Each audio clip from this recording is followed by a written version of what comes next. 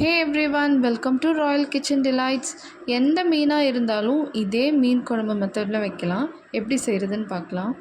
ஒரு கடாயில் கொஞ்சமாக ஆயில் ஊற்றி 100 கிராம் சின்ன வெங்காயம், 2 தக்காளி கட் பண்ணது ஆட் பண்ணிவிட்டு கொஞ்சமாக வதக்குனதுக்கப்புறம் 2 டேபிள் ஸ்பூன் ஹோம்மேட் குழம்பு மசாலா ஆட் பண்ணிவிட்டு ஜஸ்ட்டு மிக்ஸ் பண்ணிவிட்டு ஸ்டவ் ஆஃப் பண்ணிவிடுங்க, இல்லைனா கரிஞ்சிடும். ஒரு ஜாரில் கொஞ்சமாக தேங்காய் ஆட் பண்ணி அதை நல்லா பேஸ்ட் பண்ணி எடுத்துக்கலாம்.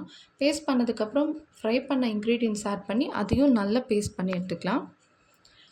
இன்னொரு பாத்திரத்தில் லெமன் சைஸில் புளி கொஞ்சமாக ஊற வச்சுக்கலாம் தண்ணி ஊற்றி. இது குழம்பு ஸ்டார்ட் பண்ணுறதுக்கு முன்னாடியே ஊற வச்சிடலாம்.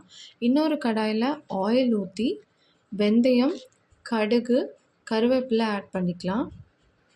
பொரிஞ்சு வந்ததுக்கப்புறம் ஒரு பெரிய வெங்காயம் ஸ்லைஸ் பண்ணதை ஆட் பண்ணி நல்லா ஃப்ரை பண்ணி எடுத்துக்கலாம். வெங்காயம் ஃப்ரை ஆனதுக்கப்புறம் நம்ம கிரைண்ட் பண்ணி வச்சுருக்கிற பேஸ்ட்டை ஆட் பண்ணி தேவையான அளவு தண்ணி ஊற்றிக்கலாம். தேவையான அளவு உப்பும் ஆட் பண்ணிக்கலாம். நம்ம ஊற வச்சுருந்தோம் இல்லையா புளி, அதை கரைச்சி இதில் ஊற்றிக்கலாம். 1 டீஸ்பூன் மஞ்சள் தூள் ஆட் பண்ணி இதை நல்லா மிக்ஸ் பண்ணிக்கலாம். மிக்ஸ் பண்ணதுக்கப்புறம் இது நல்லா வெந்து வரணும். வெந்ததுக்கப்புறம் நம்ம க்ளீன் பண்ணி வாஷ் பண்ணி வச்சுருக்கிற மீன் இதில் ஆட் பண்ணி கட் பண்ணி வச்சுருக்கிற மல்லித்தலையை தூவி இறக்குனா மீன் குழம்பு ரெடி.